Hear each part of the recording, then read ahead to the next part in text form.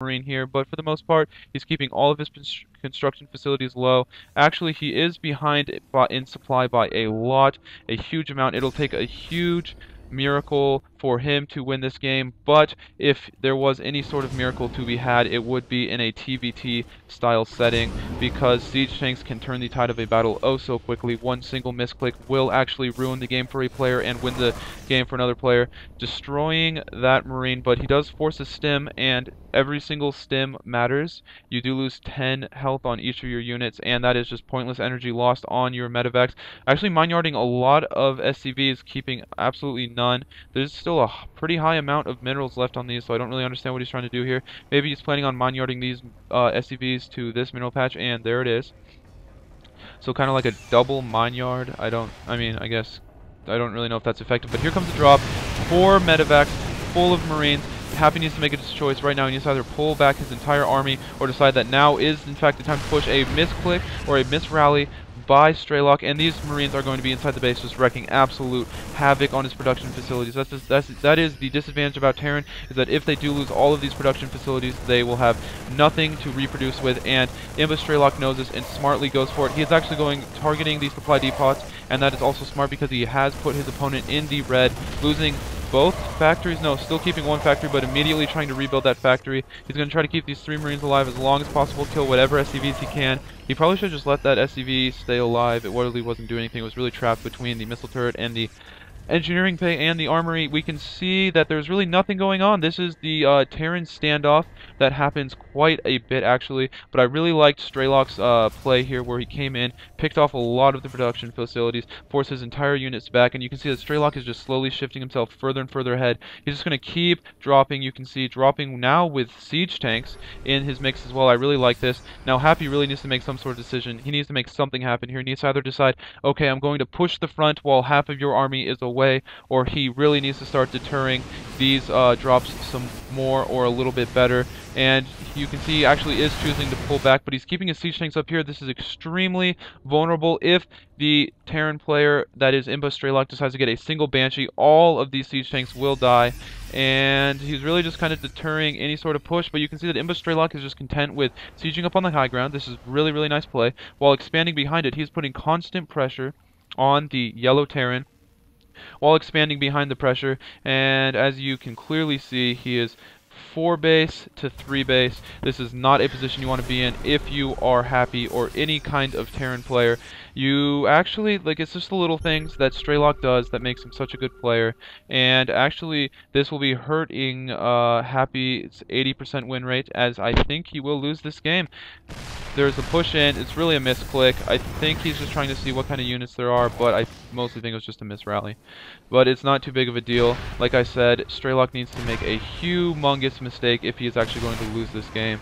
This is kind of one of those games where Happy is just barely hanging in there, and it's just amazing play by Strelock, and he's showing you that while most Terrans who go for a siege tank Marine army in TVT are not aggressive, he actually does show you that with simple drop play, you can be extremely aggressive, force the other Terran player to kind of take a defensive stand, and kind of be a little bit nervous and a little bit scared. He's keeping these Vikings here. If he doesn't just constantly watch them, the Marines can actually come underneath and pick both of them off. He's opting to siege up here. I think he's just trying to find that sweet spot where he can just barely outrange Strelock's siege tanks as well. We have 0-0 on Strelock's siege tanks, surprisingly enough, while 1-1 on the Marines.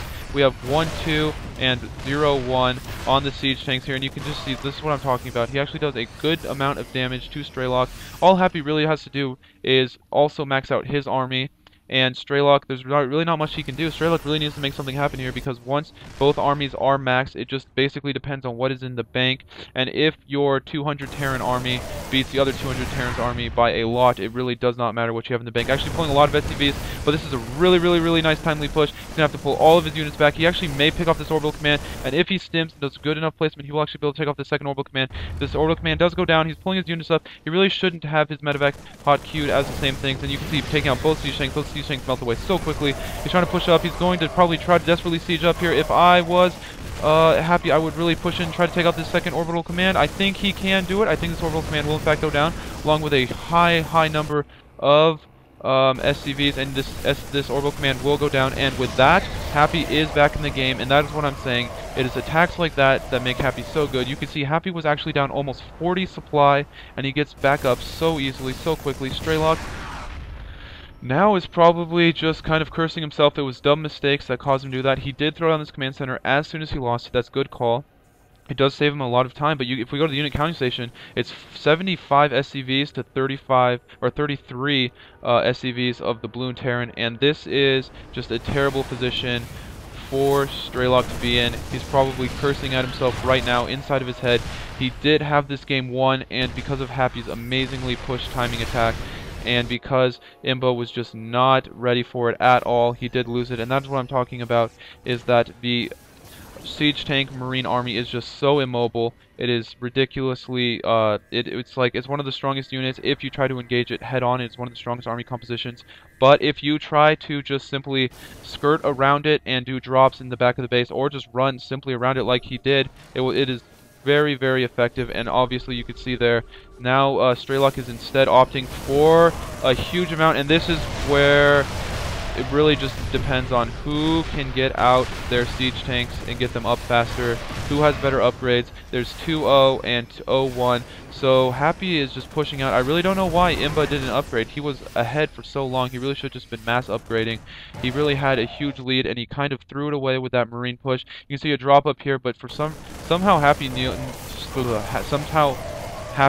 saw it, and it's just little things like this. I mean, just now that he's back in his game, he's going to start deterring the drops. He really can stop the drops now that he actually has enough units to be able to peel back and stop the drops, while also pushing at the front of the Terran player Strelock. But you can see Strelock is just content with building a massive amount of siege tanks. He has a ridiculous number of siege tanks and not very many marines.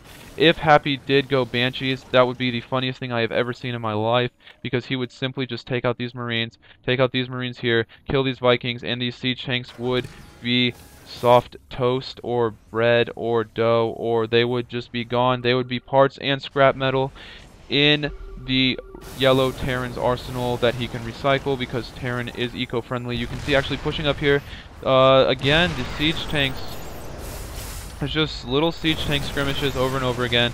I think that this is kind of one of those slower games that I was talking about with Terran, where it's either a really fast-paced game and it's really fun to watch, or it is a slow game that is still fun to watch nonetheless, but it is just all about positioning, and it is just simply about, if you make a single mistake, you will lose the game. I think Terran is probably one of the most frustrating games to play against, because if you make a single mistake, you will lose the game. And you can see Strelock is steadily just dipping down in supply. Happy is willing to just slowly trade armies with him. He's willing to lose a lot of marines just to pick off these tanks, and that is simply because you can see that Strelock's money is so low. And that's just because he lost all of his SCVs, all of his mules in that amazing marine push. And you can just see that if you are behind, do not play defensive and try to catch back up. Try to play aggressive. Try to put the aggression back onto your opponent. Force him to start, playing defensively, to start worrying about your drops instead of you worrying about his. And you will see how fast you can catch up, how fast you can do damage back to his opponent. Really, it took Happy one push, a single mistake by Strelock to not have tanks sieged up around here and around here, and that really just costed him the game. He lost probably about 40 marines, and it's just a simple game of pushing and opting not to actually siege up his tanks. He's just going to push up and try to take everything out. And this should be GG by Strelock. If I was Strelock, I would definitely have GG'd a while ago. When I lost both these orbital commands, probably, because that is where he did actually in fact lose this game. And this is why Happy has an 80% win rate as opposed to many other Terrans. It's just simply because even if he is behind, he knows what he needs to do to get back in the game. He's willing to take a risk. So that was a pretty big risk to move his marines up here and take out both orbital commands, but it did end up paying off for him. He knew that he was going to lose anyway. If he was going to lose, he might as well lose in an epic battle of marines versus unsieged siege tanks, which, little known fact, marines do way better than an unsieged siege tank in large numbers, because marines just peel away at siege tanks, considering that they only have a single armor and only 180 health, whereas a marine does 7 damage to a siege tank with 1 armor, so they peel them away quickly in high numbers. He's just going to constantly push back this Terran player, not allow him to take any more expansions, and he will either have two options here. He will let the opponent Terran Strelock starve himself out of his base, or he will just say, screw it, I have a 200 army, your army is at 146, and I will just slowly push up with my siege tanks, and I will win that way. I still would have liked to see Banshee play. I think that would have been really fun to see, but unfortunately we did not. Maybe he has 3 tech labs in production. Where are those tech labs? I'm guessing on more factories for more siege tanks. You can see the game is kind of dwindling down here, just pushing up. It's just gonna be little tiny Viking skirmishes until Happy decides that it is the right position and the right time to push out. And with his 80% win rate as #1 Grand Master, he really is the one to know. Terran versus Terran, saying it's one of his favorite matchups, just because it is simply the matchup where it is almost solely based on skill, and that is just because if you move a siege tank a little bit out of position, it will die, and it is just so important to know exactly how far siege tanks range. It's so important to know exactly where you need to position your siege tanks, exactly when to do drops, and you can see that this is what Strelock really needs to do to get back in the game and start dropping.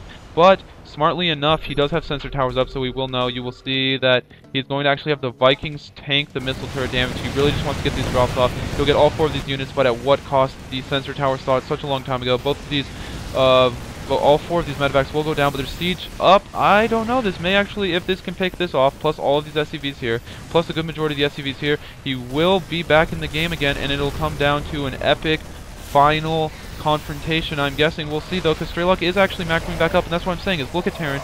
They really need to just drop. And sorry about that, guys. Actually, my computer did just crash. But anyways, back to the game. We see that actually he is loading up, and Imba Strelock really did need to do a lot of damage with this. He did do the surprisingly right amount of damage, but I do not know if it was enough. He's actually deciding to push in here, but he did lose a lot of Marines in that engagement, but I think it is worth it considering that he did just take out 4 siege tanks. You can see he could actually push down and take out Happy's orbital command here, and maybe his planetary fortress here, but I think he will be deterred by the siege tanks. Actually, no, only Vikings and medevacs pushing out here, but he will be sieging up his siege tanks here, and I think he will, regardless, he will still lose this because these siege tanks actually do not reach the siege tanks of these, and Happy will slowly just push up his siege tanks, but he's going to be losing a lot of siege tanks when he is willing to push up here. And I think that is an inevitable GG for Strelock, but he is right to be holding in here, because if he can take out this orbital command here, if he can take out this planetary fortress here, it will be an even game, rallying way more siege tanks. And I mean, I just decided to leave this timer up because there's only a minute left in the game. It's not the end of the world if you guys do know, and even if you do not actually know how long the game is, it is only an unspoiler in live cast. If you cast on YouTube, you can just see how long the video is because of the YouTube video. So that is pretty unfortunate, and I'm not going to like extend my games by an extra 10 minutes because that is just freaking annoying for all of you guys. And my light was just turned off. Thanks, Andrew. Anyways, we have the push coming out. If you can pick up this orbital command, I think it'll be worth it, but I think that this is it for Strelock. If we look at the food count, we can go to Control N here, and we see the food count is 116 to almost 200. And Happy, you would think that Happy getting battlecruisers is BM, but battlecruisers, A, they wreck Marines, B, they wreck Vikings, and C, they don't really wreck siege tanks per se, but you know, siege tanks can't shoot at them, and they do destroy siege tanks pretty quickly. So this is pretty much going to be it for Strelock, and there is the respective GG. So I think that this was a pretty epic game, a good cast, and you know, I really hope that you guys enjoy it. I will be posting it up there, and you know, for those of you people who are watching my videos but actually are not subscribing, but you do enjoy my videos, please subscribe. It would mean a lot to me, and it really just kind of shows me that you guys are interested in watching my videos, and I will try even harder to actually make a lot more games for you guys in the future. This is Big Bear StarCraft 2 signing out.